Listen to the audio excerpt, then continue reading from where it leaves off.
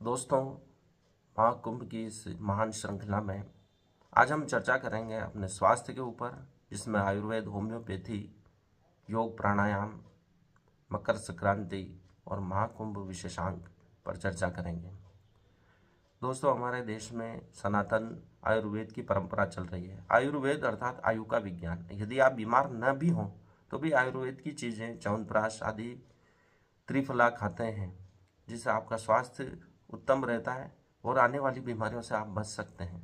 आयुर्वेद ही एकमात्र पृथ्वी पर ऐसा साइंस है जीवन का जो आपको स्वस्थ होते हुए भी कुछ दवाइयाँ, मेडिसिन खिलाता है और आपके स्वास्थ्य पर अनुकूल प्रभाव पड़ता है। बाकी सब पैथी जो है बीमार होने पर ही आपको दी जाती है। होम्योपैथी का भी उद्भव लगभग आयुर्वेद के समान ही हुआ है और इसमें होम्योपैथी में बेलाडोना, आर्सेनिक, एल्बम आदि चीज़ें दी जाती है जो जनरल चीज़ें हैं।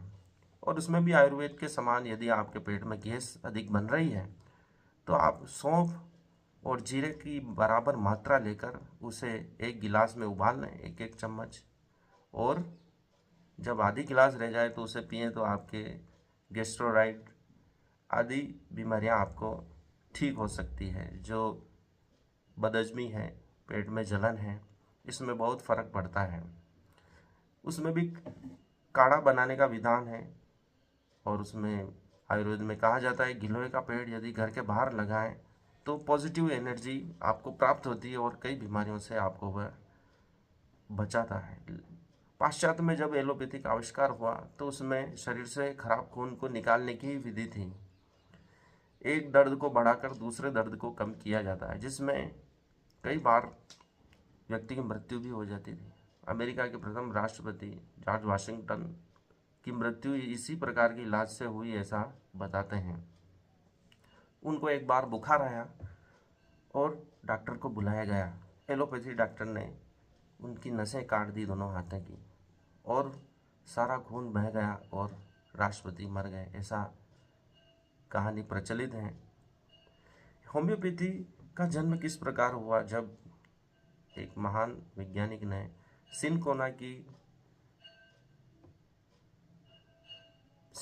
की डालियाँ चबाई तो उसका बहुत अधिक फीवर चढ़ा, उसको बहुत अधिक बुखार चढ़ा। तो फिर उन्होंने सोचा कि यदि ये स्वस्थ व्यक्ति को बीमार कर सकता है तो बीमार व्यक्ति को स्वस्थ भी कर सकता है, क्योंकि हम देखते हैं कि सिनकोना से कुनेन बनती है और जब उसकी गोली दी जाती है तो तापमान बहुत बढ़ जाता है व्यक्ति का और फिर उसका बुखार उतर जाता है। तो जो बीमारी है उसी बीमारी को बढ़ाकर इसमें इलाज करने की पद्धति है।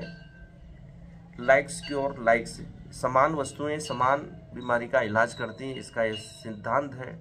और इसमें डाइल्यूट करके मॉलिक्यूल रूप में पदार्थ दिया जाता है, पेय पदार्थ दिया जाता है, अल्कोहल में मिलाकर दिया जाता है।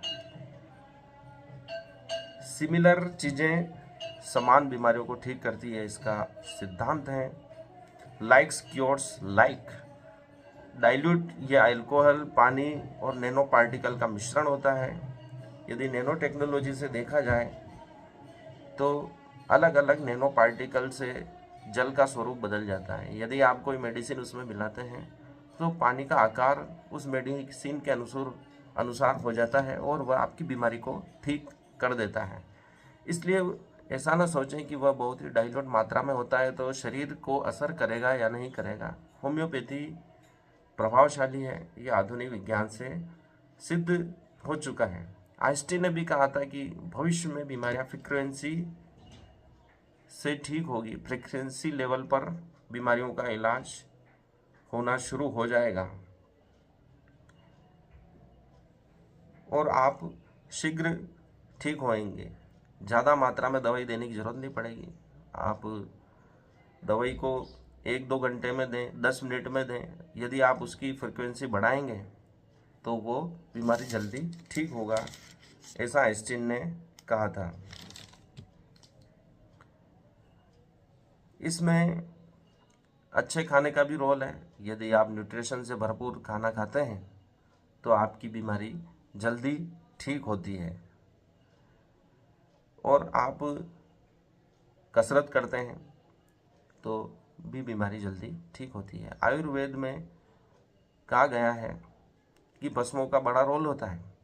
भस्म को उचित मात्रा में लेना आवश्यक है, नहीं तो वह नुकसान भी कर सकती है। लेड भस्म को नाग भस्म भी कहा जाता है। यदि उसको विचारपूर्वक न दिया जाए तो वह नुकसान कर सकती है। पैरालिसिस के बारे में आयुर्वेद विशेषज्ञों का कहना है कि यदि आपको पैरालिसिस आने की संभावना दिखती है तो तुरंत नाग में देशी घी दोनों नथनों में अगर डाल दिया जाए तो उसका प्रभाव बहुत हद तक कम किया जा सकता है। और पैरालिसिस के लिए एकांग रस होता है। यदि आते ही पैरालिसिस को थोड़ी थोड़ी देर में दिया जाए तो बहुत ही जल्दी उसका प्रभाव शुरू हो जाता है। उसमें 60% भस्म की मात्रा होती है, बाकी 40% अन्य पदार्थ होता है। यदि पैरालिसिस व्यक्ति को हो गया है और काफ़ी दिन हो गए हैं तो उसमें योगेंद्र रस नामक औषधि दी जाती है। यह क्रॉनिक कंडीशन में दी जाती है। यदि आपके हाथ पैर सही काम नहीं कर रहे हैं, जीभ से सही नहीं बोलते बन रहा है, बाकी अंग पाचन शक्ति कमज़ोर है, तो आप उसमें यह बहुत ही अच्छी तरह यह असर करेगा और पैरालिसिस ठीक होने में बहुत कम समय लगेगा। ये सुपर मेडिसिन है जिसका न्यूरोसर्जन अगर इलाज नहीं कर पाए तो वो भी देखकर इसके असर को अचंभित रह जाते हैं। तनाव क्यों होता है? जैसा कि हम शुगर लेवल बढ़ जाता है, शुगर की बीमारी है, डायबिटिक पेशेंट है, तो तनाव इसके लिए जिम्मेदार है। तनाव के द्वारा कार्टिसोल हार्मोन रिलीज होता है जो कि एड्रेनलिन किडनी के ऊपर होती है, उससे रिलीज होता है।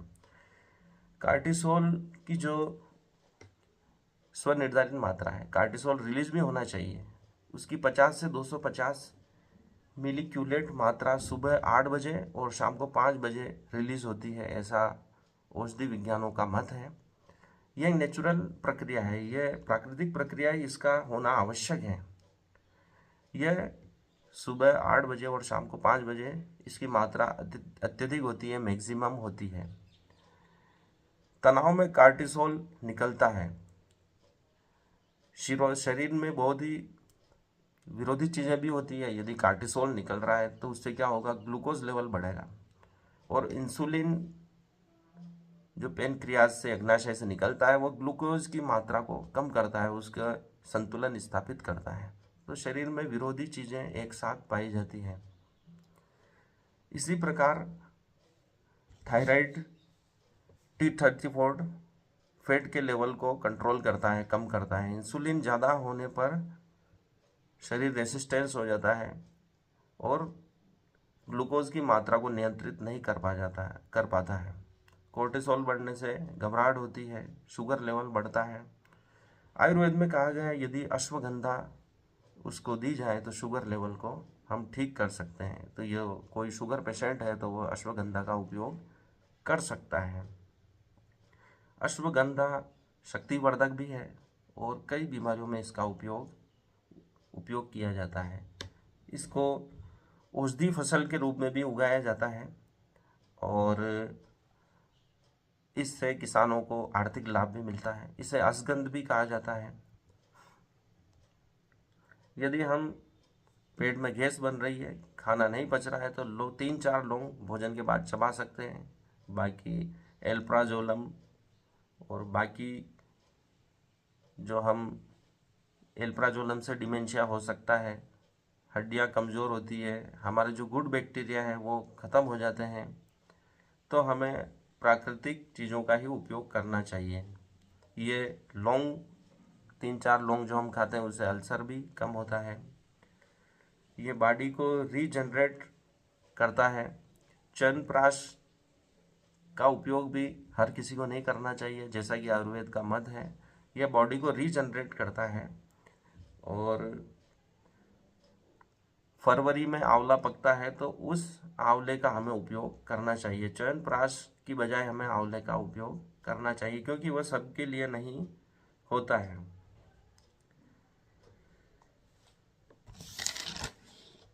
जैसा कि आयुर्वेद और होम्योपैथी लगभग सिमिलर चल रहे हैं।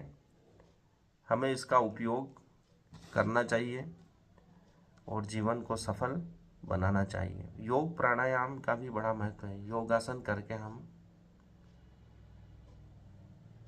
जीवन को सुंदर बना सकते हैं। बालों के लिए आयुर्वेद में बताया गया है कि सिर में तेल की मालिश करनी चाहिए ताकि बालों को पोषण मिल सके, स्कैल्प को पोषण मिल सके। बायोटीन का उपयोग हमें नहीं लेना चाहिए क्योंकि बायोटीन हमारे शरीर से एक बार अंदर चला गया तो बाहर नहीं निकलता है।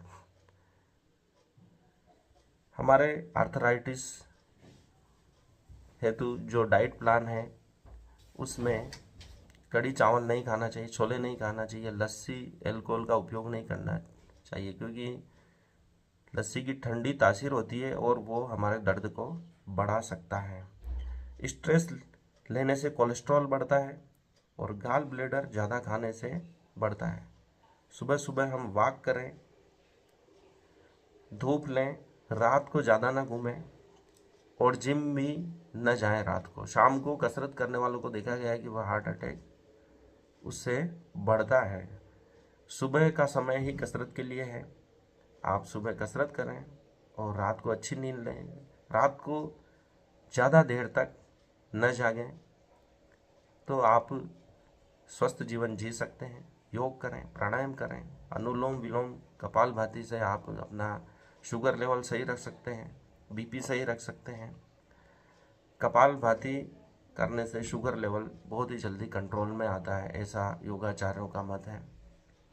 ध्यान करने से हमारी मानसिक स्थिति सही रहती है, कार्य करने की क्षमता बढ़ती है और कई बीमारियां दूर होती हैं। और अब हम आते हैं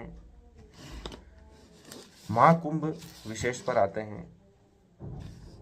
विक्रमादित्य ने विक्रम संवत दिया है। मकर संक्रांति पर सूर्य के उत्तरायण का धार्मिक और आध्यात्मिक के साथ वैज्ञानिक महत्व भी है।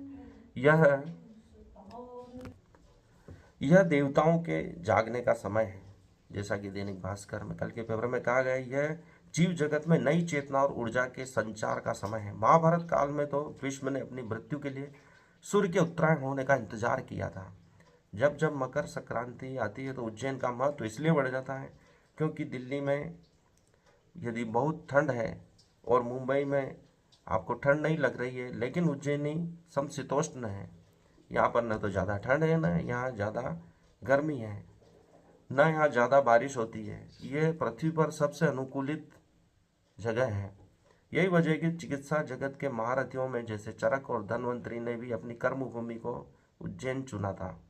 कथा, चरित सागर, बाणभट्ट व कालिदास की रचनाएं, वेद पुराण, चाहे कोई भी ऐतिहासिक ग्रंथ उठाकर देखें तो इन सब की नगरी में उज्जैन का महत्व और उसका गुणगान किया गया है। उज्जैन का सबसे विशद वर्णन आपको ब्रह्म पुराण और स्कंद पुराण में मिलता है, जो कि अवंती खंड में आपको प्राप्त होता है।